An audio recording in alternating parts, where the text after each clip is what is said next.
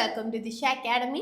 So നമ്മൾ ഒരുപാട് നാളായിട്ട് വെയിറ്റ് ചെയ്തിരുന്ന നമ്മുടെ ഗ്രൂപ്പ് ഡിയുടെ നോട്ടിഫിക്കേഷൻ വന്ന കാര്യം എല്ലാവരും അറിഞ്ഞു കാണും. അപ്പോൾ എങ്ങനെയാണ് നമുക്ക് ഗ്രൂപ്പ് ഡി എക്സാമിന് അപ്ലൈ ചെയ്യേണ്ടതെന്ന് നോക്കാം. ലൈവ് ആപ്ലിക്കേഷൻ പ്രോസസ് ആണ് നമ്മൾ ഇന്നിവിടെ ചെക്ക് ചെയ്യാൻ വേണ്ടിയിട്ട് പോകുന്നത്. നമുക്ക് സ്റ്റെപ്പ് ബൈ സ്റ്റെപ്പ് ആയിട്ട് എങ്ങനെയാണ് അപ്ലൈ ചെയ്യേണ്ടത്, നിങ്ങൾക്ക് എന്തൊക്കെ ഡോക്യുമെന്റ്സ് ആവശ്യമുണ്ട്, എന്തൊക്കെ ഡീറ്റെയിൽസ് നിങ്ങൾ നോക്കി വെച്ചിട്ട് വേണം ഫില്ല് ചെയ്യാൻ എന്നുള്ള കാര്യങ്ങളൊക്കെ ഇന്ന് നോക്കാം. അപ്പോൾ ഇതിന് മുന്നേ തന്നെ ഞാൻ ജസ്റ്റ് നിങ്ങളോട് പറയുകയാണ്, നിങ്ങളിത് അപ്ലൈ ചെയ്യുന്ന സമയത്ത് നിങ്ങളുടെ കയ്യിൽ സിഗ്നേച്ചർ വൈറ്റ് പേപ്പറിൽ ബ്ലാക്ക് ഇങ്ക് കൊണ്ട് ഇട്ടൊരു സിഗ്നേച്ചർ പ്രിഫറബിളി ആവശ്യമുണ്ട്. അതുപോലെ തന്നെ നിങ്ങൾ ഒരു നല്ല സ്റ്റുഡിയോയിൽ പോയി എടുത്ത ലൈറ്റ് ബാക്ക്ഗ്രൗണ്ടിൽ, പ്രത്യേകിച്ച് പറ്റുമെങ്കിൽ ഒരു വൈറ്റ് ബാക്ക്ഗ്രൗണ്ടിൽ എടുത്ത ഒരു ഫോട്ടോ നിങ്ങൾക്ക് വേണം. രണ്ടും JPG ഫോർമാറ്റിലാണ് കേട്ടോ.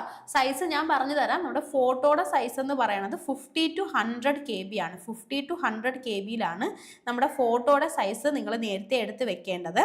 അതുപോലെ തന്നെ സിഗ്നേച്ചറിൻ്റെ സൈസ് എന്ന് പറയുന്നത് 30 to 50 KB ആണ്. പിന്നെ നിങ്ങൾ ഇതിന് മുന്നേ റെയിൽവേ എക്സാംസിനൊന്നും അപ്ലൈ ചെയ്തിട്ടില്ല എന്നുണ്ടെങ്കിൽ നിങ്ങൾ എന്ത് ചെയ്യണം, നിങ്ങൾ ജസ്റ്റ് നിങ്ങളുടെ ആധാർ കാർഡ് ഒന്ന് എടുത്ത് വെക്കുക. ആധാർ കാർഡ് വെച്ചിട്ടാണ് നിങ്ങൾ അക്കൗണ്ട് ക്രിയേറ്റ് ചെയ്യുന്ന സമയത്ത് നിങ്ങൾക്ക് ആധാർ കാർഡിൻ്റെ ആവശ്യം ഉണ്ടാവും. ഞാൻ പറ്റുന്ന സമയത്ത് പറഞ്ഞു തരാം. ഓക്കെ. പിന്നെ നിങ്ങൾക്ക് വേണ്ടത് നിങ്ങളുടെ SSLC സർട്ടിഫിക്കറ്റിൻ്റെ ഒരു കോപ്പിയാണ്. ഓക്കെ. ഇത്രയും കാര്യങ്ങളുണ്ടെങ്കിൽ നമുക്ക് അപ്ലൈ ചെയ്യാനായിട്ട് സ്റ്റാർട്ട് ചെയ്യാം. പിന്നെ നിങ്ങൾ OBCയോ അല്ലെങ്കിൽ SC ST ഒക്കെ ആണെങ്കിൽ അതിൻ്റെ സർട്ടിഫിക്കറ്റും കൂടെ നിങ്ങൾ വാങ്ങി വെച്ചിട്ട് വേണം. കാരണം നമ്മൾ സർട്ടിഫിക്കറ്റിൻ്റെ നമ്പർ ഇവിടെ അപ്ലോഡ് ചെയ്യേണ്ട ആവശ്യമുണ്ട്. അപ്പോൾ അതിൻ്റെ സർട്ടിഫിക്കറ്റും കൂടെ വാങ്ങി വെച്ചിട്ട് വേണം നിങ്ങൾ അപ്ലൈ ചെയ്യാനിരിക്കാൻ വേണ്ടിയിട്ട് കേട്ടോ. ഇനി നിങ്ങൾ കഴിഞ്ഞ NTPC എക്സാംസിനൊക്കെ അപ്ലൈ ചെയ്തിട്ടുണ്ടെങ്കിൽ കുഴപ്പമില്ല. അന്ന് നമ്മൾ അപ്ലൈ ചെയ്യാൻ ഉപയോഗിച്ച് നമ്മുടെ കാസ്റ്റ് സർട്ടിഫിക്കറ്റ് തന്നെ മതിയാവും. അപ്പോൾ നമുക്കറിയാം ഗ്രൂപ്പ് ഡിയുടെ ക്വാളിഫിക്കേഷൻ എന്ന് പറയുന്നത് 10th ആണ്. അതുപോലെ തന്നെ നിങ്ങൾക്ക് എന്തുണ്ടെങ്കിലും ITI ഉണ്ടെങ്കിലും ഗ്രൂപ്പ് ഡി എക്സാംസിന് അപ്ലൈ ചെയ്യാൻ വേണ്ടിയിട്ട് പറ്റും. 18 മുതൽ 36 വയസ്സ് വരെ പ്രായമുള്ളവർക്കാണ് ഈ എക്സാം എഴുതാൻ വേണ്ടിയിട്ട് പറ്റുന്നത്. അപ്പോൾ ഇനി എങ്ങനെയാണ് അപ്ലൈ ചെയ്യേണ്ടതെന്ന് നമുക്ക് നോക്കാം. അപ്പോൾ ഇതാണ് നമ്മളുടെ government of India ministry of railways പുറത്തുവിട്ടിട്ടുള്ള നമ്മളുടെ ഗ്രൂപ്പ് ഡിയുടെ നോട്ടിഫിക്കേഷൻ എന്ന് പറയുന്നത്. അപ്പോൾ ഈ നോട്ടിഫിക്കേഷൻ്റെ 31ാമത്തെ പേജ് നമ്മൾ എടുക്കുവാണെങ്കിൽ കേട്ടോ, 31ാമത്തെ പേജ് നമ്മൾ എടുക്കുവാണെങ്കിൽ നമുക്ക് ഇവിടെ എന്ത് കാണാൻ പറ്റുമെന്ന് വെച്ച് കഴിഞ്ഞാൽ ദാ ഇതുപോലെയുള്ള RRBയുടെ ഡിഫറെൻറ്റ് RRBയുടെ ഡീറ്റെയിൽസും അതിൻ്റെ ലിങ്കും കാണാൻ വേണ്ടിയിട്ട് പറ്റും. അപ്പോൾ നിങ്ങൾ ഏത് സോണാണോ സെലക്ട് ചെയ്യാൻ ഉദ്ദേശിക്കുന്നത്, ആ സോൺ നിങ്ങൾ എങ്ങനെയാണ് സെലക്ട് ചെയ്യുക, നിങ്ങൾ പോസ്റ്റിൻ്റെ ഡീറ്റെയിൽസ്, നിങ്ങൾക്ക് ആവശ്യമുള്ള പോസ്റ്റ് ഏതാണെന്ന് നേരത്തെ നോക്കി വെക്കണം. അതുപോലെ തന്നെ ഓരോ സോണിലുമുള്ള വേക്കൻസി എത്രയാണെന്ന് നിങ്ങൾ നോക്കി വെക്കണം. അതിനുശേഷം വേണം നിങ്ങളത് അപ്ലൈ ചെയ്യാനായിട്ട്. സോണും പോസ്റ്റിൻ്റെ ഡീറ്റെയിൽസും ഒക്കെ നിങ്ങൾക്ക് ഉടനെ തന്നെ വീഡിയോസ് ഇന്നും നാളെയും ആയിട്ട് വരും. ഓക്കെ. അപ്പോൾ ഞാൻ അപ്ലൈ ചെയ്യാൻ ഉദ്ദേശിക്കുന്നത് ഇപ്പോൾ ചെന്നൈ സോണിലാണ്. നിങ്ങൾക്ക് ഇഷ്ടമുള്ള സോണിൽ അപ്ലൈ ചെയ്യാം. ഓക്കെ. അപ്പോൾ അവിടെ ക്ലിക്ക് ചെയ്ത് കഴിഞ്ഞാൽ നിങ്ങൾ ചെന്നൈയുടെ ആ ഒരു ഹോം പേജിലേക്ക് എത്തും. ഇവിടെ എത്തിക്കഴിഞ്ഞാൽ നിങ്ങൾക്ക് click here to apply online അതിലേക്ക് ക്ലിക്ക് ചെയ്യാം. അപ്പോൾ ഈ click here to apply online കൊടുത്തു കഴിയുമ്പോഴേക്കും നിങ്ങൾക്ക് റെയിൽവേയുടെ ആ ഒരു വെബ്സൈറ്റ് ഓൺ ആയിട്ട് കിട്ടും. ഓക്കെ. അപ്പോൾ ദാ ഈ വെബ്സൈറ്റിലേക്ക് പോയി ഈ ഹോം പേജിലേക്ക് നമ്മൾ എത്തി. ഈ ഹോം പേജിൽ എത്തിക്കഴിഞ്ഞാൽ ഇവിടെ നിങ്ങൾക്ക് അപ്ലൈ എന്ന് കാണാൻ പറ്റും. ഈ അപ്ലൈയിൽ നിങ്ങൾ ഇതുവരെയും ഒരു റെയിൽവേ എക്സാമിനും അപ്ലൈ ചെയ്തിട്ടില്ലെങ്കിൽ ക്രിയേറ്റ് ആൻ അക്കൗണ്ട് കൊടുക്കുക. ഇതുവരെ ഒരു എക്സാമിനും അപ്ലൈ ചെയ്യാത്ത ആളാണെങ്കിൽ ക്രിയേറ്റ് ആൻ അക്കൗണ്ട് കൊടുക്കുക. നിങ്ങളുടെ mobile number, email ID, basic ആയിട്ടുള്ള ഡീറ്റെയിൽസും അതുപോലെ തന്നെ നിങ്ങളുടെ ആധാർ കാർഡിൻ്റെ നമ്പറും കൊടുത്തു കഴിഞ്ഞാൽ നിങ്ങൾക്ക് അക്കൗണ്ട് ക്രിയേറ്റ് ചെയ്യാൻ വേണ്ടിയിട്ട് പറ്റും. വളരെ സിമ്പിൾ ആയിട്ടുള്ള പ്രോസസ്സാണ്. അത് ഇതുവരെ ചെയ്തിട്ടില്ലാത്തവർ അത് ചെയ്യുക. ഞാൻ മുന്നേ റെയിൽവേ എക്സാംസിന് അപ്ലൈ ചെയ്തിട്ടുള്ളത് കൊണ്ട് എനിക്ക് ഓൾറെഡി ഒരു അക്കൗണ്ട് ഉണ്ട്. അപ്പോൾ ഞാൻ എന്ത് ചെയ്യുകയാണ്, ഓൾറെഡി ഹാവ് ആൻ അക്കൗണ്ട് കൊടുത്തു പോവുകയാണ്. Okay. So already have an account കൊടുത്തു. ഓൾറെഡി ഹാവ് ആൻ അക്കൗണ്ട് കൊടുത്തു കഴിയുമ്പോൾ നമുക്കിവിടെ നമ്മുടെ മൊബൈൽ നമ്പറോ അല്ലെങ്കിൽ ഇമെയിൽ അഡ്രസ്സോ വെച്ചിട്ട് ലോഗിൻ ചെയ്യാൻ വേണ്ടിയിട്ട് പറ്റും. ഓക്കെ. അപ്പോൾ ഞാൻ എൻ്റെ മൊബൈൽ നമ്പറും അതുപോലെ തന്നെ പാസ്വേഡും കൊടുക്കും. നമുക്ക് നേരത്തെ അക്കൗണ്ട് ഉള്ളവരാണെങ്കിൽ നമുക്ക് സ്വന്തമായിട്ട് ഒരു പാസ്വേഡ് ഉണ്ടായിരിക്കും. ഇനി നേരത്തെ അക്കൗണ്ട് ഇല്ലാത്ത ആൾക്കാരാണെന്നുണ്ടെങ്കിൽ നിങ്ങൾക്ക് പാസ്വേഡ് സെറ്റ് ചെയ്യാനുള്ള ഓപ്ഷൻ ക്രിയേറ്റ് ആൻ അക്കൗണ്ട് ചെയ്യുന്ന സമയത്ത് കിട്ടും. ഓക്കെ. എന്നിട്ട് I am not a robot കൊടുത്തു. അതിനുശേഷം ലോഗിൻ കൊടുത്തു. ഓക്കെ. ലോഗിൻ ചെയ്യുന്ന സമയത്ത് ഇങ്ങനൊരു ഇൻ്റർഫേസിലേക്കാണ് നിങ്ങൾ എത്തുന്നത്. അപ്പോൾ ഇങ്ങനൊരു ഇൻ്റർഫേസിൽ എത്തുന്ന സമയത്ത് ഇവിടെ കുറച്ച് കാര്യങ്ങൾ പറഞ്ഞിട്ടുണ്ട്. ഒന്നാമത്തെ കാര്യം പറയുന്നത് നിങ്ങളുടെ മീഡിയം ഓഫ് എക്സാമിനേഷൻ എന്ന് പറയുന്നത് 13 റീജിയണൽ ലാംഗ്വേജിൽ നിങ്ങൾക്ക് നടത്താൻ വേണ്ടിയിട്ട് പറ്റുമെന്ന് പറയുന്നുണ്ട്. അപ്പോൾ അതിനകത്ത് ആസാമീസ്, ബംഗാളി, ഗുജറാത്തി, കന്നഡ അങ്ങനെ പല ലാംഗ്വേജസ് ഉണ്ട്. മലയാളത്തിൽ വേണമെങ്കിൽ നിങ്ങൾക്ക് എക്സാം എഴുതാനുള്ള ഓപ്ഷൻ ഉണ്ട്. മാത്രമല്ല ഇതിന് പുറമെ ഇംഗ്ലീഷിലും ഹിന്ദിയിലും നിങ്ങൾക്ക് ഈ എക്സാംസ് എഴുതാൻ വേണ്ടിയിട്ട് പറ്റും. ഓക്കെ. പിന്നെ ബാക്കി കാര്യങ്ങളൊന്നുമില്ല. എക്സാമിനേഷൻ ഫീസ് നമ്മൾ ഓൺലൈനായിട്ട് പേ ചെയ്യണം എന്ന് പറയുന്നുണ്ട്. അതുപോലെ തന്നെ ഞാൻ പറയാൻ മറന്നുപോയി, നിങ്ങൾ നിങ്ങളുടെ പേരിലുള്ള ഒരു ബാങ്ക് അക്കൗണ്ടിൻ്റെ ഡീറ്റെയിൽസും കൂടെ എടുത്ത് വെച്ചിട്ട് വേണം കേട്ടോ അപ്ലൈ ചെയ്യാനിരിക്കാനായിട്ട്. മുന്നേ ഒരു എക്സാമിന് അപ്ലൈ ചെയ്തിട്ടുള്ള ആളാണെങ്കിൽ നിങ്ങളൊന്നും ടെൻഷൻ അടിക്കേണ്ട. എല്ലാ ഡീറ്റെയിൽസും നമ്മൾ നേരത്തെ കൊടുത്തത് തന്നെ ഇവിടെ സേവ് ചെയ്തിട്ടുണ്ടായിരിക്കും. നിങ്ങൾക്ക് എന്തെങ്കിലും എഡിറ്റ് ചെയ്യണമെങ്കിൽ മാത്രം നിങ്ങൾ മാറ്റിയാൽ മതി. പഴയ അഡ്രസ്സ് അതുപോലെ ബാങ്കിൻ്റെ ഡീറ്റെയിൽസ് ഒക്കെ പണ്ടത്തത് തന്നെയാണെങ്കിൽ നിങ്ങൾക്ക് സേവ് ചെയ്ത് ഫ്രണ്ടിലേക്ക് പോകാൻ വേണ്ടിയിട്ട് പറ്റും. ഓക്കെ, എന്നിട്ട് താഴേക്ക് വരുമ്പോൾ ഓൺലൈൻ ആപ്ലിക്കേഷൻ എന്നുള്ള ഓപ്ഷൻ കാണും. അവിടെ നമ്മൾ എടുത്തു. അവിടെ എടുത്തു കഴിയുമ്പോൾ ഇങ്ങനൊരു ഇൻ്റർഫേസിലേക്കാണ് നമ്മൾ എത്തുന്നത്. അപ്പോൾ ഇവിടെ എത്തിക്കഴിഞ്ഞാൽ ഇവിടെ നമ്മളുടെ നോട്ടിഫിക്കേഷൻ നമ്പർ പറയുന്നുണ്ട് 08/2024. Opening date 23/1/2025 closing date 22/2/2025. അതായത് ഫെബ്രുവരി 22-ാം തീയതി വരെ നിങ്ങൾക്ക് ഈ എക്സാമിന് അപ്ലൈ ചെയ്യാനായിട്ട് പറ്റും. ഇവിടെ വീണ്ടും നമ്മളോട് ചോദിക്കുന്നുണ്ട് ഏത് സോണിലാണ് നമുക്ക് അപ്ലൈ ചെയ്യേണ്ടതെന്ന് കേട്ടോ. അപ്പോൾ നമുക്ക് എന്ത് ചെയ്യാം, അത് കൊടുത്തിട്ട് നമുക്ക് ഫ്രണ്ടിലേക്ക് പോവാം. ഓക്കെ, സോ നെക്സ്റ്റ് കൊടുത്തു. ഓക്കെ, സോ നോക്കിയേ, ഇവിടെ ചെന്നൈ എന്നുള്ളത് കൊടുത്തു കേട്ടോ. ചെന്നൈ കൊടുത്തു. ഞാൻ ചെന്നൈ ആണ് ചൂസ് ചെയ്യണത്. നിങ്ങൾക്ക് ഇഷ്ടമുള്ള സോൺ ഇവിടെ ചൂസ് ചെയ്യാം. അത് കഴിഞ്ഞിട്ട് എന്നെ ഇതുവരെ റെയിൽവേയുടെ ഒരു എക്സാംസിൽ നിന്നും ഡീബാർ ചെയ്തിട്ടില്ല എന്നുള്ളൊരു കോളമാണ്. അതും കൂടെ ഞാൻ ടിക്ക് ചെയ്ത് കൊടുത്തു. ടിക്ക് ചെയ്ത് കൊടുത്തതിന് ശേഷം നെക്സ്റ്റ് കൊടുത്തു. ഓക്കെ, അപ്പോൾ നെക്സ്റ്റ് കൊടുക്കുമ്പോൾ വീണ്ടും നമ്മൾ ഇങ്ങനത്തെ ഒരു ഇൻ്റർഫേസിലേക്ക് എത്തും. ഞാൻ ആദ്യം പറയുകയാണ്, ഇവിടുത്തെ കുറേ ഡീറ്റെയിൽസ് ഞാൻ ബ്ലർ ചെയ്ത് കൊടുക്കുന്നുണ്ട്. കാരണം അതെല്ലാം തന്നെ എൻ്റെ പേഴ്സണൽ ഡീറ്റെയിൽസ് ആണ് കേട്ടോ. എൻ്റെ പേഴ്സണൽ ഡീറ്റെയിൽസ് ആയതുകൊണ്ട് ഞാനിവിടെ ബ്ലർ ചെയ്ത് കൊടുക്കുകയാണ്. പക്ഷെ എന്നാലും എന്തൊക്കെയാണ് ഇവിടെ നിങ്ങൾ ഫില്ല് ചെയ്യേണ്ടതെന്ന് ഞാൻ എടുത്ത് പറയാം. അപ്പം നമ്മളോട് ആദ്യം ചോദിച്ചിരിക്കുന്നത് നാഷണാലിറ്റി ആണ്. അപ്പം നിങ്ങളൊരു ഇന്ത്യൻ ആണെങ്കിൽ നിങ്ങൾക്ക് ഇന്ത്യ എന്ന് കൊടുക്കാം. അത് കഴിഞ്ഞ് നിങ്ങളുടെ 10ാം ക്ലാസ് മെട്രിക്കുലേഷൻ സർട്ടിഫിക്കറ്റിലുള്ള ഡേറ്റ് ഓഫ് ബർത്ത് ചോദിച്ചിട്ടുണ്ട്, അത് കൊടുക്കുക. അത് കഴിഞ്ഞിട്ട് നമ്മളുടെ പ്രായം ഡേറ്റ് ഓഫ് ബർത്ത് വെച്ച് തന്നെ ഇപ്പുറത്ത് അവർ കാൽക്കുലേറ്റ് ചെയ്ത് കൊടുത്തിട്ടുണ്ടായിരിക്കും. അത് കഴിഞ്ഞിട്ട് നമ്മളുടെ 10ാം ക്ലാസ്സിലെ സർട്ടിഫിക്കറ്റുള്ള ഫുൾ നെയിം എന്താണോ അത് അങ്ങനെ തന്നെ ടൈപ്പ് ചെയ്യുക. 10ാം ക്ലാസ്സിലെ സർട്ടിഫിക്കറ്റുള്ള അച്ഛൻ്റെ പേര്, അച്ഛൻ്റെയും അമ്മയുടെയും പേരൊക്കെ എങ്ങനെയാണോ നിങ്ങളുടെ 10ാം ക്ലാസ്സിൻ്റെ സർട്ടിഫിക്കറ്റിലുള്ളത് അതുപോലെ തന്നെ ടൈപ്പ് ചെയ്യുക. ഓക്കെ, അപ്പം അച്ഛൻ്റെ പേര്, അമ്മയുടെ പേര്, നിങ്ങളുടെ ജെൻഡർ, നിങ്ങളുടെ ഇമെയിൽ അഡ്രസ്സ്, അത് കഴിഞ്ഞ് നിങ്ങളുടെ മൊബൈൽ നമ്പർ, പിന്നെ നിങ്ങളുടെ മാരിറ്റൽ സ്റ്റേറ്റസ് ചോദിക്കുന്നുണ്ട്. നിങ്ങൾ മാരീഡ് ആണോ, സിംഗിൾ ആണോ, അല്ലെങ്കിൽ സെപ്പറേറ്റഡ് ആണോ എന്നൊക്കെ ചോദിക്കുന്നുണ്ട്. അത് കഴിഞ്ഞ് റിലീജിയൻ ചോദിക്കുന്നുണ്ട്. അപ്പോൾ റിലീജിയനകത്തും ഹിന്ദു, മുസ്ലിം, ക്രിസ്ത്യൻ, സിഖ്, ബുദ്ധിസ്റ്റ്, ജെയിൻ അങ്ങനെ ഒരുപാട് ഓപ്ഷൻസ് ഉണ്ട്. പിന്നെ നിങ്ങളുടെ മദർ ടങ്ക് ചോദിക്കുന്നുണ്ട്. അപ്പോൾ മദർ ടങ്കിനകത്ത് നിങ്ങളുടെ മദർ ടങ്ക് ഏതാണോ അത് കൊടുക്കാം. എനിക്ക് മലയാളമാണ്, അപ്പോൾ ഞാൻ മലയാളം എന്ന് കൊടുത്തു. അത് കഴിഞ്ഞ് നിങ്ങൾ ഏത് ലാംഗ്വേജിലാണ് എക്സാം എഴുതാൻ ഉദ്ദേശിക്കുന്നതെന്നാണ് ചോദിക്കുന്നത്. അപ്പോൾ ഞാൻ ഇംഗ്ലീഷിലാണ് എക്സാം എഴുതുന്നത്, അപ്പോൾ ഞാൻ ഇംഗ്ലീഷ് എന്ന് കൊടുത്തു. അത് കഴിഞ്ഞിട്ട് നമ്മളുടെ 10ാം ക്ലാസ്സിലെ സർട്ടിഫിക്കറ്റിൽ തന്നെ നമ്മുടെ ബോഡിയിൽ എന്തെങ്കിലും ഐഡൻറ്റിഫിക്കേഷൻ മാർക്ക് ഉണ്ടാവുമല്ലോ. അപ്പോൾ ആ ഐഡൻറ്റിഫിക്കേഷൻ മാർക്കുകൾ നമ്മൾ 2 കൊടുക്കണം കേട്ടോ. നമ്മുടെ 10ാം ക്ലാസ്സിൻ്റെ സർട്ടിഫിക്കറ്റ് ഉള്ളതുപോലെ തന്നെ മാർക്ക് കൊടുക്കുക. അപ്പോൾ 2 ഐഡൻറ്റിഫിക്കേഷൻ മാർക്കുകൾ കൊടുത്തു. മാർഗോ അങ്ങനെ എന്തെങ്കിലുമാണ് ഐഡൻറ്റിഫിക്കേഷൻ മാർക്ക് എന്നുള്ളത് കൊണ്ട് ഉദ്ദേശിക്കുന്നത്. അത് കഴിഞ്ഞിട്ട് നമ്മളുടെ കമ്മ്യൂണിറ്റി ഡീറ്റെയിൽസ് ആണ് ചോദിക്കുന്നത്. അപ്പോൾ നമ്മൾ ഏത് കമ്മ്യൂണിറ്റിയാണ്, ജനറൽ ആണോ, OBC ആണോ, SC ST ആണോ എന്നൊക്കെയാണ് ചോദിക്കുന്നത്. അപ്പോൾ അത് കൊടുക്കുക. അത് കഴിഞ്ഞ് OBC ആണെങ്കിൽ നിങ്ങൾ നോൺ ക്രിമിലെയർ വിഭാഗത്തിൽ പെടുമോ എന്ന് ചോദിക്കും. അങ്ങനെയാണെങ്കിൽ നിങ്ങൾക്ക് യെസ് കൊടുക്കാം, അല്ലെങ്കിൽ നോ കൊടുക്കാം. ഓക്കെ, അത് കഴിഞ്ഞ് നിങ്ങൾ OBC SC ST ആണെങ്കിൽ മാത്രമാണ് ഇവിടെ നിങ്ങൾക്ക് ഉപയോഗിക്കേണ്ടി വരിക കേട്ടോ. അതുപോലെ EWS എക്കണോമിക്കലി വീക്കർ സെക്ഷനും ഡീറ്റെയിൽസ് കൊടുക്കണം. അൺറിസർവ്ഡ് കാറ്റഗറി ആണെങ്കിൽ നിങ്ങൾക്ക് എന്ത് ചെയ്യേണ്ട, ഇവിടെ പിന്നെ കൂടുതൽ കാര്യങ്ങളൊന്നും നിങ്ങൾ കൊടുക്കേണ്ട ആവശ്യമില്ല. ഓക്കെ, അൺറിസർവ്ഡ് ആണെന്ന് കൊടുത്തു കഴിഞ്ഞാൽ ബാക്കി നിങ്ങൾ ഡീറ്റെയിൽസ് ഒന്നും കൊടുക്കണ്ട. റിസർവേഷൻ ഉള്ള കാറ്റഗറി ആണെന്നുണ്ടെങ്കിൽ നിങ്ങൾ നോൺ ക്രിമിലെയർ ആണോ, അതുപോലെ തന്നെ നിങ്ങളുടെ കമ്മ്യൂണിറ്റി സർട്ടിഫിക്കറ്റ് തഹസിൽദാർ അല്ലെങ്കിൽ അതിന് മുകളിലോട്ടുള്ള ആരെങ്കിലും വേണം കൊടുക്കാനായിട്ട്. അപ്പോൾ അത് എവിടെ നിന്നാണ് നിങ്ങൾക്ക് കിട്ടിയതെന്ന് നോക്കുക. നിങ്ങൾ താലൂക്ക് ഓഫീസിൽ നിന്നാണ് കമ്മ്യൂണിറ്റി സർട്ടിഫിക്കറ്റ് വാങ്ങിയതെങ്കിൽ നിങ്ങളുടെ ഇഷ്യൂയിങ് അതോറിറ്റി എന്ന് പറയണത് തഹസിൽദാരായിരിക്കും. ഓക്കെ, അത് കഴിഞ്ഞ് നിങ്ങളുടെ കാസ്റ്റിൻ്റെ പേരെന്താണെന്ന് ചോദിക്കുന്നുണ്ട്. കമ്മ്യൂണിറ്റി സർട്ടിഫിക്കറ്റ് ഉണ്ടെങ്കിൽ അതിൻ്റെ നമ്പർ നമ്മളിവിടെ കൊടുക്കണം. അപ്പോൾ കമ്മ്യൂണിറ്റി സർട്ടിഫിക്കറ്റ് ഇല്ലാത്തവർ എന്ത് ചെയ്യുക, നിങ്ങൾ ഒരു കമ്മ്യൂണിറ്റി സർട്ടിഫിക്കറ്റ് ഉടനെ തന്നെ അപ്ലൈ ചെയ്യുക. അപ്ലൈ ചെയ്ത് ഒരാഴ്ചക്കകത്ത് മാക്സിമം നമുക്ക് ഈ സാധനം കിട്ടും. അത് കിട്ടിയതിന് ശേഷം നിങ്ങൾ അപ്ലൈ ചെയ്യുക. ഓക്കെ, അത് കഴിഞ്ഞ് കമ്മ്യൂണിറ്റി സർട്ടിഫിക്കറ്റ് നമുക്ക് കിട്ടിയ ഇഷ്യൂ ചെയ്ത ഡേറ്റും കൂടെ നമ്മൾ കൊടുക്കണം.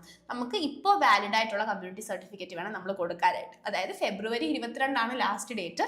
അതിന് മുന്നേ എടുത്ത ഒരു കമ്മ്യൂണിറ്റി സർട്ടിഫിക്കറ്റ് വേണം നമ്മൾ കൊടുക്കാനായിട്ട് കേട്ടോ. ഇപ്പോഴേ എടുത്ത് വെക്കണം. നിങ്ങൾക്ക് ജോലി കിട്ടുന്ന സമയത്ത് നിങ്ങൾ എടുത്താൽ പോരാ. ഓക്കെ, അത് കഴിഞ്ഞിട്ട് പോസ്റ്റൽ അഡ്രസ്സിൻ്റെ ഡീറ്റെയിൽസ് ചോദിക്കുന്നുണ്ട്. നമ്മളുടെ സ്റ്റേറ്റ്, നമ്മളുടെ അഡ്രസ്സ്, ഡിസ്ട്രിക്റ്റ്, നിയറസ്റ്റ് അല്ലെങ്കിൽ മേജർ ടൗൺ അല്ലെങ്കിൽ സിറ്റി ചോദിക്കുന്നുണ്ട്, അവിടുത്തെ പിൻകോഡ് ചോദിക്കുന്നുണ്ട്. അത് കഴിഞ്ഞ് നമ്മുടെ പ്രസന്റ് അഡ്രസ്സും പെർമനന്റ് അഡ്രസ്സും രണ്ടും ഒന്നാണെങ്കിൽ നമുക്ക് ഒന്ന് തന്നെ കൊടുക്കാൻ വേണ്ടിയിട്ട് പറ്റും. ഡിഫറെൻ്റ് ആണെന്നുണ്ടെങ്കിൽ നമ്മൾക്കത് മാറ്റി കൊടുക്കാം. അത് കഴിഞ്ഞിട്ട് നമുക്ക് പ്രസന്റ് അഡ്രസ്സ് തന്നെയാണ് പെർമനന്റ് അഡ്രസ്സ് എങ്കിൽ നമുക്ക് ജസ്റ്റ് ഇവിടെ ഒരു ടിക്ക് കൊടുത്താൽ മതി. അല്ലാന്നുണ്ടെങ്കിൽ നമ്മൾ മാറ്റി ടൈപ്പ് ചെയ്യണം. അത് കഴിഞ്ഞ് നമുക്ക് ഈ ഡീറ്റെയിൽസ് എന്ത് ചെയ്യാം, സേവ് ചെയ്യാം. സേവ് ചെയ്തതിന് ശേഷം നെക്സ്റ്റ് കൊടുക്കാം.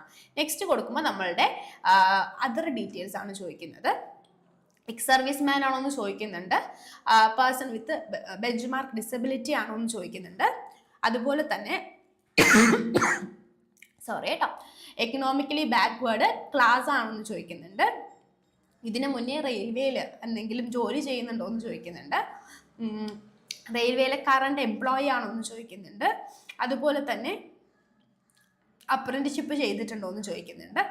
ഇത്രയും കഴിഞ്ഞതിന് ശേഷം നമുക്ക് എന്ത് ചെയ്യാം, നമുക്കറിയാം റെയിൽവേക്ക് നമ്മൾ കൊടുക്കുന്ന എക്സാമിനേഷൻ ഫീസ് നമുക്ക് തിരിച്ചു കിട്ടും. അപ്പോൾ അത് തിരിച്ചു കിട്ടാൻ വേണ്ടിയിട്ട് നമ്മൾ നമ്മളുടെ ബാങ്ക് അക്കൗണ്ടിൻ്റെ ഡീറ്റെയിൽസും കൂടെ കൊടുക്കണം.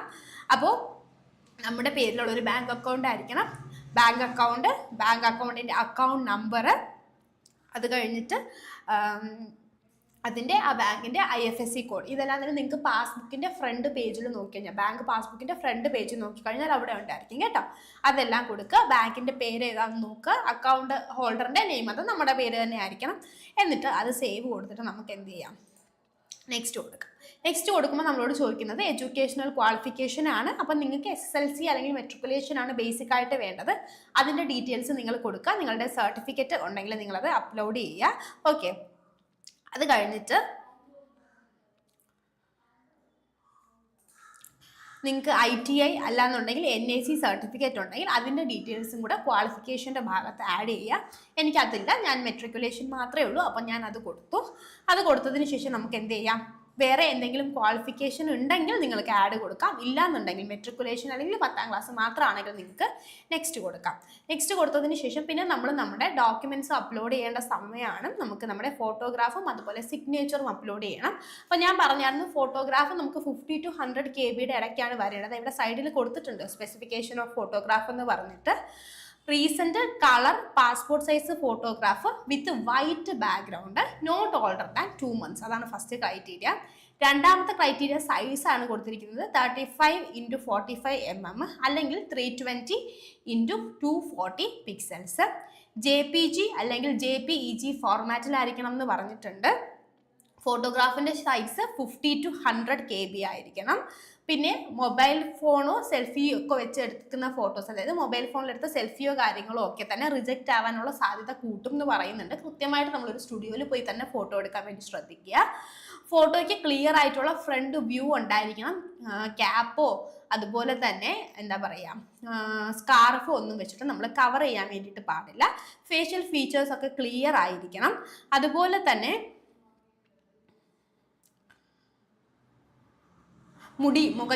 മുഖത്തേക്ക് മുടി വീണിട്ട് അല്ലെങ്കിൽ നമ്മുടെ ക്ലോത്തിൻ്റെ തൊപ്പിയുടെ ഒക്കെ ഷാഡോ കൊണ്ടൊക്കെ മുഖം മറയുന്ന രീതിയിലുള്ള ഫോട്ടോ ആവാൻ പാടില്ല എന്ന് പറയുന്നുണ്ട്. അതുപോലെ തന്നെ മാക്സിമം കണ്ണാടി വെക്കാതെ എടുക്കുക. കണ്ണാടി വെച്ചെടുക്കുന്ന ഫോട്ടോ ആണെങ്കിൽ ആ ഫോട്ടോയുടെ കണ്ണാടിയിൽ ഗ്ലെയറോ അല്ലെങ്കിൽ റിഫ്ലക്ഷൻസോ ഒന്നും ഉണ്ടാവാൻ പാടില്ല. കണ്ണ് ക്ലിയർ ആയിട്ട് വിസിബിൾ ആയിരിക്കണം എന്ന് പറയുന്നുണ്ട്. അപ്പം നമ്മൾ കണ്ണാടി ഊരിയിട്ട് ഫോട്ടോ എടുക്കുന്നതായിരിക്കും നല്ലത്. അപ്പോൾ അതാണ്ട് നിങ്ങളുടെ റിജക്റ്റ് ചെയ്യാൻ സാധ്യതയുള്ള ഫോട്ടോസിൻ്റെ ഒരു രീതിയും കൂടെ കൊടുത്തിട്ടുണ്ട്. കണ്ണിലേക്ക് മുടി വീണിരിക്കുന്ന ഫോട്ടോ, കണ്ണടഞ്ഞിരിക്കുന്ന ഫോട്ടോ, തൊപ്പി വെച്ചിട്ടുള്ള ഫോട്ടോ, സൺഗ്ലാസ് വെച്ചിട്ടുള്ള photo, portrait side wise front view അല്ലാത്ത ഫോട്ടോ, ടൂ മച്ച് ലൈറ്റ് ഉള്ള ഫോട്ടോ, വാഷ്ഡ് ഔട്ട് ആയിട്ടുള്ള ഫോട്ടോ, അതുപോലെ തന്നെ സ്കാർഫ് ഇട്ടിട്ടുള്ള ഫോട്ടോ. ഓക്കെ, ഇത്രയും ഫോട്ടോസ് എന്തായിരിക്കും റിജക്റ്റ് ആവാനുള്ള സാധ്യതയുണ്ട്. നിങ്ങൾക്ക് സ്കാർഫ് ഇട്ട് ഫോട്ടോ എടുക്കണമെങ്കിൽ ഇതുപോലെ നെറ്റി മറയാത്ത രീതിയിൽ മുഖം കംപ്ലീറ്റ് ആയിട്ട് വിസിബിൾ ആയിട്ടുള്ള ഈ രീതിയിലുള്ള ഫോട്ടോയോ, അല്ലെങ്കിൽ നിങ്ങളുടെ മുടിയൊക്കെ ഒതുക്കി വെച്ചിട്ടുള്ള നിങ്ങളുടെ എല്ലാ ഫേഷ്യൽ ഫീച്ചേഴ്സും കാണാൻ പറ്റുന്ന രീതിയിലുള്ള ഒരു ഫോട്ടോയോ നിങ്ങൾക്ക് ചൂസ് ചെയ്യാം. ഓക്കെ, അപ്പോൾ ഇത്രയും ഇവിടെ പറയുന്നുണ്ട്. അപ്പോൾ ഞാൻ നേരത്തെ തന്നെ ഫോട്ടോ സെറ്റാക്കി വെച്ചിട്ടുണ്ടായിരുന്നു. അപ്പോൾ അത് ഞാൻ ബ്രൗസ് ചെയ്തിട്ട് ഇതിലേക്ക് അപ്ലോഡ് ചെയ്യാണ്. ബ്രൗസ് കൊടുക്കുന്നു. ബ്രൗസ് കൊടുത്തതിന് ശേഷം നിങ്ങളുടെ ഫോട്ടോ നിങ്ങൾ എവിടെയാണോ സേവ് ചെയ്തിട്ടുള്ളത് അവിടെ നിന്ന് ജസ്റ്റ് അപ്ലോഡ് ചെയ്യുക. ഓക്കെ, അപ്ലോഡ് ചെയ്യുമ്പോൾ നമുക്ക് ഫോട്ടോയുടെ ഒരു പ്രിവ്യൂ ഇവിടെ കിട്ടും. അത് ഓക്കെ ആണെന്ന് തോന്നുകയാണെങ്കിൽ നമ്മൾക്ക് എന്ത് ചെയ്യാം, ടിക്ക് കൊടുക്കാം. അപ്പോൾ ഫോട്ടോ അപ്ലോഡായി കിട്ടും. ഓക്കെ, ഇതിന് ശേഷം നമുക്കിനി സിഗ്നേച്ചർ അപ്ലോഡ് ചെയ്യാം. ഇത്ര നേരം ഞാൻ നിങ്ങളെ ലൈവായിട്ടാണ് അപ്ലൈ ചെയ്ത് കാണിച്ചുകൊണ്ടിരുന്നത്. പക്ഷേ റെയിൽവേയുടെ വെബ്സൈറ്റ് ഇപ്പോൾ ഹാങ് ആയിട്ടാണുള്ളത്. നമുക്കൊരു ഓൾമോസ്റ്റ് ഞാൻ രാവിലെ ഒരു 9 മണിക്ക് സ്റ്റാർട്ട് ചെയ്തതാണ്. ഇപ്പോൾ വൈകിട്ടൊരു 5 മണിയായി. ഇതുവരെയും വെബ്സൈറ്റ് ഓക്കെ ആയിട്ടില്ല. സിഗ്നേച്ചർ അപ്ലോഡ് ആവുന്നില്ല. മേ ബി കുറച്ച് സമയം എടുക്കുമായിരിക്കും അത് ഓക്കെ ആയിട്ട് വരാൻ വേണ്ടിയിട്ട്. അപ്പോൾ ഇനി സൺഡേ ഒക്കെ കഴിഞ്ഞ് ഈ വീഡിയോ നിങ്ങളിലേക്ക് എത്തുമ്പോൾ ഒരുപാട് ലേറ്റ് ആവുമെന്ന് വെച്ചിട്ട് ഞാൻ സ്ക്രീൻ റെക്കോർഡ് ചെയ്തിട്ട് ചെയ്യാണ് കേട്ടോ. അപ്പോൾ നിങ്ങൾക്ക് ഇതിന് ശേഷം ഫോട്ടോ അപ്ലോഡ് ചെയ്തതിന് ശേഷം അതിന് താഴെ തന്നെ എന്ത് കാണാൻ വേണ്ടിയിട്ട് പറ്റും? സിഗ്നേച്ചർ അപ്ലോഡ് ചെയ്യാനുള്ള ഒരു ഏരിയ കാണാൻ വേണ്ടിയിട്ട് പറ്റും. സിഗ്നേച്ചറിൻ്റെ കണ്ടീഷൻസ് പറയുന്നത് വൈറ്റ് പേപ്പറിൽ ബ്ലാക്ക് അല്ലെങ്കിൽ ബ്ലൂ ഇങ്ക് എന്നാണ്. പക്ഷേ നോട്ടിഫിക്കേഷനിൽ ബ്ലാക്ക് ഇങ്ക് എന്നാണ് പറഞ്ഞേക്കുന്നത്. കൺഫ്യൂഷൻസ് ഒക്കെ ഒഴിവാക്കാൻ വേണ്ടി നിങ്ങൾ ബ്ലാക്കിൽ തന്നെ ചെയ്യുന്നതായിരിക്കും നല്ലത്. റണ്ണിങ് ലെറ്റേഴ്സിലായിരിക്കണം, ബ്ലോക്ക് ലെറ്റേഴ്സിലാവാൻ പാടില്ല എന്ന് പറഞ്ഞിട്ടുണ്ട്. JPG അല്ലെങ്കിൽ JPEG ഫോർമാറ്റിലായിരിക്കണം എന്ന് പറഞ്ഞിട്ടുണ്ട്. ഡയമെൻഷൻ എന്ന് പറയുന്നത് 50x20 mm അല്ലെങ്കിൽ 140x60 പിക്സൽസ് ആയിരിക്കണം എന്ന് പറയുന്നുണ്ട്. 30ഉം 50ഉം KB ഇടയിലായിരിക്കണം അതിൻ്റെ ഫയൽ സൈസ് എന്നും പറയുന്നുണ്ട്. ഓക്കെ, പിന്നെ നമ്മുടെ സ്വന്തം സിഗ്നേച്ചർ ആയിരിക്കണം എന്നുള്ളൊരു കണ്ടീഷനും കൂടെ പറയുന്നുണ്ട്. അതിനുശേഷം ഇവിടെ ബ്രൗസ് ചെയ്യുക. ബ്രൗസ് ചെയ്യുമ്പോൾ നിങ്ങളുടെ ഫയൽ ഓപ്പൺ ആയി വരും. നിങ്ങൾ എവിടെയാണോ സിഗ്നേച്ചർ സേവ് ചെയ്തിട്ടുള്ളത് അതിൽ നിന്ന് അപ്ലോഡ് ചെയ്യുക. നമ്മൾ ഫോട്ടോ അപ്ലോഡ് ചെയ്തതുപോലെ തന്നെ അപ്ലോഡ് ചെയ്യുക. അതിനുശേഷം നമ്മൾ എന്ത് ചെയ്യണം? ഇവിടെ സേവ് കൊടുക്കുക. അതിനുശേഷം നെക്സ്റ്റ് കൊടുക്കുക. സേവ് കൊടുത്തതാ ഫോട്ടോ അപ്ലോഡ് ചെയ്ത് സേവ് നെക്സ്റ്റ് കൊടുക്കുന്ന സമയത്ത് നമ്മൾ പിന്നെ നമ്മുടെ പോസ്റ്റ് പ്രിഫറൻസിൻ്റെ ഏരിയയിലായിരിക്കും എത്തുന്നത്. ഇതാണ് ലാസ്റ്റ് സ്റ്റെപ്പ്. അപ്പോൾ പോസ്റ്റ് പ്രിഫറൻസിൽ നിങ്ങൾ എന്താണ് ചെയ്യേണ്ടതെന്ന് വെച്ച് കഴിഞ്ഞാൽ നിങ്ങൾക്ക് ഏത് പോസ്റ്റാണോ കൂടുതൽ താല്പര്യം ആ പോസ്റ്റ് ഫസ്റ്റ് ചൂസ് ചെയ്യാം.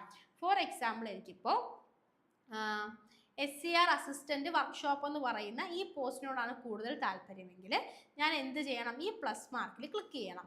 അപ്പോൾ അത് ഇവിടെ വരും, ഇവിടെ ഫസ്റ്റ് ഓപ്ഷനായിട്ട് വരും. അത് കഴിഞ്ഞ് പിന്നെ എനിക്ക് താല്പര്യം SCR assistant carriage and wagon എന്ന് പറയുന്നതാണെങ്കിൽ പിന്നെ ഞാൻ എന്ത് ചെയ്യണം? എന്താ ഇവിടെയുള്ള പ്ലസ് മാർക്കിൽ ക്ലിക്ക് ചെയ്യുക. അപ്പോൾ ഇവിടെ അത് രണ്ടാമത്തെ ഓപ്ഷനായിട്ട് വരും. അങ്ങനെ എനിക്ക് ഏത് ജോലിയോടാണോ കൂടുതൽ താല്പര്യം ആ പോസ്റ്റ് ഫസ്റ്റ് വരിക എന്നുള്ള രീതിയിൽ നിങ്ങൾ എന്ത് ചെയ്യണം? ക്ലിക്ക് ചെയ്യണം. ക്ലിക്ക് ചെയ്തതിന് ശേഷം ഇവിടെ ഒരു ചെക്ക് ബോക്സ് ഉണ്ട്. I have exercised and checked my order of post preference for the post I am interested to apply. അങ്ങനെ നിങ്ങൾക്ക് ഇൻട്രസ്റ്റ് ഉള്ള പോസ്റ്റുകളെല്ലാം നിങ്ങൾ ഇൻട്രസ്റ്റ് ഉള്ള ഓർഡറിൽ തന്നെ ഏറ്റവും കൂടുതൽ ഇൻട്രസ്റ്റ് ചെയ്ത പോസ്റ്റിനാണോ ആ പോസ്റ്റ് ഫസ്റ്റ് വരിക എന്നുള്ള രീതിയിലുള്ള ഓർഡറിൽ തന്നെ കൊടുക്കുക. പോസ്റ്റ് പ്രിഫറൻസ് എടുക്കുന്ന കാര്യത്തിൽ എന്തെങ്കിലും ഡൗട്ട് ഉണ്ടെങ്കിൽ അനിൽ സാർ നമ്മുടെ യൂട്യൂബ് ചാനലിൽ തന്നെ ഒരു വീഡിയോ ചെയ്തിട്ടുണ്ട്, ഇന്ന് തന്നെ ചെയ്തിട്ടുണ്ട്. അപ്പോൾ അത് നിങ്ങൾ ജസ്റ്റ് ഒന്ന് കണ്ടു കഴിഞ്ഞാൽ നിങ്ങൾക്ക് പോസ്റ്റിൻ്റെ ഡീറ്റെയിൽസ് കിട്ടും. അങ്ങനെ നിങ്ങൾ ക്ലിക്ക് ചെയ്ത് വരുമ്പോൾ ഇങ്ങനെ ഒരു പേജിലേക്ക് വരും. അതായത് ഇവിടെ നിന്ന് നിങ്ങൾക്ക് താല്പര്യമുള്ള പോസ്റ്റ് എല്ലാം നിങ്ങൾ എടുത്തിട്ട് എന്ത് ചെയ്തു? ഇപ്പുറത്തേക്ക് നിങ്ങളുടെ ആവശ്യത്തിനനുസരിച്ച് ഇട്ടതിന് ശേഷം ഈ ചെക്ക് ബോക്സ് ടിക്ക് ചെയ്യുക. ചെക്ക് ബോക്സ് ടിക്ക് ചെയ്ത് കഴിയുമ്പോൾ അതിൻ്റെ താഴെയായിട്ട് നിങ്ങൾക്ക് വീണ്ടും 3 ചെക്ക് ബോക്സുകൾ കാണാൻ വേണ്ടിയിട്ട് പറ്റും. അതിനകത്ത് വേറെ ഒന്നും പറയുന്നില്ല. നമ്മളെ എക്സാമിൽ നിന്ന് ഇതുവരെ ഡീബാർ ചെയ്തിട്ടില്ല എന്നുള്ള കാര്യം.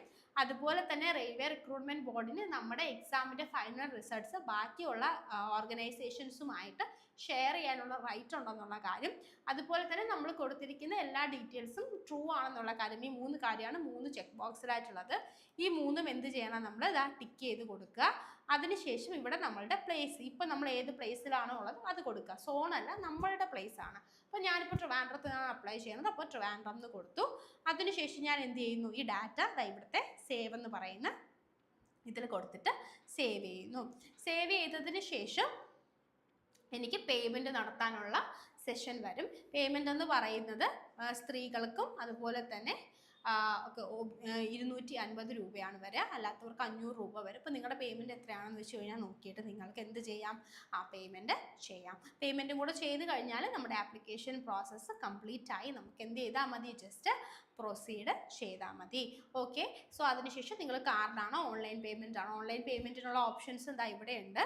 ഓക്കെ, ഓൺലൈൻ പേയ്മെൻറ്റിനുള്ള ഓപ്ഷൻസ് ഉണ്ട്. അപ്പോൾ അത് കൊടുക്കുക. കാർഡാണെങ്കിൽ കാർഡിൻ്റെ നമ്പറും ഡീറ്റെയിൽസും കൊടുക്കുക. നിങ്ങൾക്ക് ഇഷ്ടമുള്ള രീതിയിൽ നിങ്ങൾക്ക് പേയ്മെൻറ്റ് കംപ്ലീറ്റ് ചെയ്യാം. പേയ്മെൻറ്റ് കംപ്ലീറ്റ് ആയി കഴിഞ്ഞാൽ ഇതാ നിങ്ങളുടെ ആപ്ലിക്കേഷൻ ഇവിടെ അക്സെപ്റ്റഡ് ആയിട്ട് കാണും. പേയ്മെൻറ്റ് കംപ്ലീറ്റഡ് എന്നുള്ള രീതിയിൽ കാണും. അപ്പോൾ ഇത്രയേ ഉള്ളൂ നിങ്ങളുടെ ആപ്ലിക്കേഷൻ പ്രോസസ്സ് എന്ന് പറയുന്നത്. നിങ്ങൾക്കിത് ക്ലിയർ ആയെന്ന് ഞാൻ വിചാരിക്കുന്നുണ്ട് കേട്ടോ.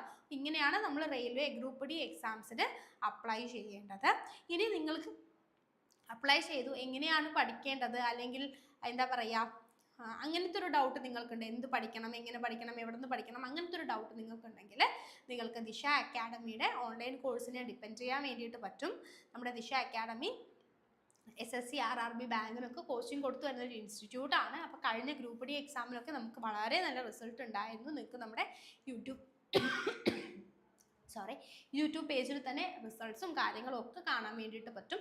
നിങ്ങൾ ഒട്ടും എന്താ പറയുക ഫൈനാൻഷ്യലി ഓക്കെ അല്ലാത്ത ആൾക്കാരാണെങ്കിൽ നിങ്ങൾക്ക് യൂട്യൂബ് ചാനൽ നോക്കി പഠിച്ചാൽ തന്നെ ഗ്രൂപ്പ് ഡിയുടെ ഒരുപാട് വീഡിയോസ് അതിനകത്ത് കിടക്കുന്നുണ്ട്. ഇനിയും നമ്മൾ വീഡിയോസ് തരും, അത് നോക്കിയിട്ട് നിങ്ങൾക്ക് പഠിക്കാം. ഇനി അതല്ല നിങ്ങൾ എന്താ പറയുക നിങ്ങൾ കുറച്ചും കൂടെ പ്രോപ്പറായിട്ട് ഓറിയൻറ്റഡ് ആയിട്ട് പഠിക്കാൻ ആഗ്രഹിക്കുന്നുണ്ട്, നിങ്ങൾക്കൊരു കോച്ചിങ്ങിൻ്റെ ആവശ്യമുണ്ട്, നിങ്ങൾക്കൊരു മെൻറ്റർ സപ്പോർട്ടിൻ്റെ ആവശ്യമുണ്ട്, അങ്ങനെയാണെങ്കിൽ നിങ്ങൾക്ക് ദിശയുടെ ഓൺലൈൻ കോച്ചിങ്ങിനെ പറ്റിയിട്ടും കൂടെ ഒന്ന് അന്വേഷിക്കുന്നത് നല്ലതായിരിക്കും. അപ്പോൾ നിങ്ങൾക്ക് കോഴ്സ് നമ്മുടെ ആപ്പ് ദിശ ലേണിംഗ് ആപ്പ് വഴിയായിരിക്കും അവൈലബിൾ ആയിട്ടുണ്ടാവുക.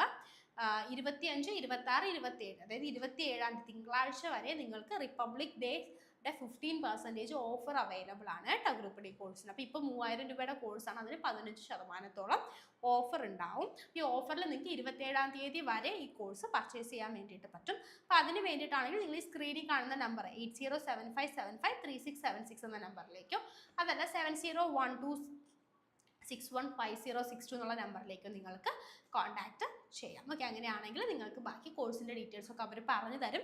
കോഴ്സ് നിങ്ങൾ പർച്ചേസ് ചെയ്യണം എന്നൊരു നിർബന്ധവും ഇല്ല. ഈ നമ്പറിലേക്ക് വിളിച്ചു കഴിഞ്ഞാൽ അവർ ദിശ ലേണിംഗ് ആപ്പിൻ്റെ ലിങ്ക് നിങ്ങൾക്ക് തരും. അപ്പോൾ ആ ലിങ്കിനകത്ത് നിങ്ങൾക്ക് ഓൾറെഡി തന്നെ ആക്സസ് ചെയ്യാൻ പറ്റുന്ന ഒരുപാട് ഫ്രീ ക്ലാസ്സുകളും ഫ്രീ മെറ്റീരിയൽസും ഒക്കെ ഉണ്ട്. ഗ്രൂപ്പ് ഡിക്ക് ആണെങ്കിലും ഒരുപാട് ഡെമോ ക്ലാസ്സുകളുണ്ട്.